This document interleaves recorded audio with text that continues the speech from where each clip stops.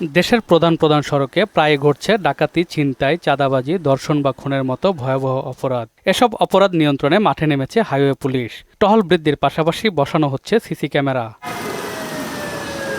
Highway police প্রধান বলেন, মহাসড়কে অপরাধ দমনে বর্তমানে ঢাকা-চট্টগ্রাম মহাসড়কে সিসি ক্যামেরা বসানো হচ্ছে। পর্যায়ক্রমে তা সারা দেশের মহাসড়কে স্থাপন করা হবে।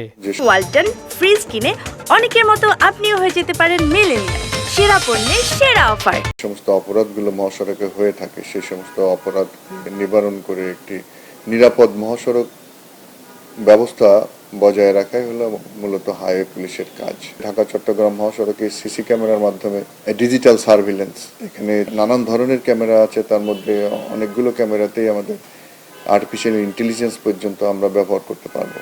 তিনি বলেন, ডাকাতি, ছিনতাই রোধে টহল বৃদ্ধির পাশাপাশি কঠোর নজরদারি করা হচ্ছে। তবে লোকবল সংকটের কারণে সমস্যায় পড়তে হচ্ছে। হাইওয়ে পুলিশ মহাসড়কের যে সমস্ত অপরাধ সংঘটিত হয় সেক্ষেত্রে সর্বদাই সচেষ্ট আছে যাতে মহাসড়কে চুরি, ডাকাতি, ছিনতাই সহ অন্যান্য অপরাধ সংঘটিত হতে না পারে। এইখানে যে নিবিড় টহল ব্যবস্থা গড়ে তোলার জন্য হাইওয়ে পুলিশের যে পরিমাণ জনবল দরকার এবং যে পরিমাণ আপনার ইউনিট দরকার সেটি কিন্তু হয়নি। পুলিশের অপরাধ নিয়ন্ত্রণে বডি অন ক্যামেরা সার্ভিস চালু করা হয়েছে।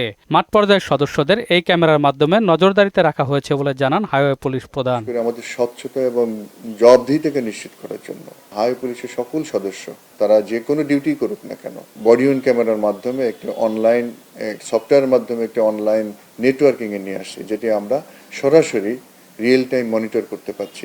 যানজট সহ সড়কে শৃঙ্খলা ফেরাতে দেশবাসীর সহযোগিতার পাশাপাশি যে কোনো বিপদে হাইওয়ে পুলিশের হ্যালো এসপি অ্যাপে কল করার অনুরোধ করেন হাইওয়ে পুলিশের এই শীর্ষ কর্মকর্তা। কোনো ফোন নাম্বারে ফোন করা ছাড়াই তার নিকটবর্তী কিন্তু যে পেট্রোল পার্টি রয়েছে সে কিন্তু রেসপন্স করবে। তার মোবাইলে কন্টিনিউয়াস রিং বাজবে এবং ফোন ধরার সাথে সাথে মোবাইল পেট্রোল পার্টি দেখতে পাবে যে কোথা থেকে কে তাকে ফোন করেছে।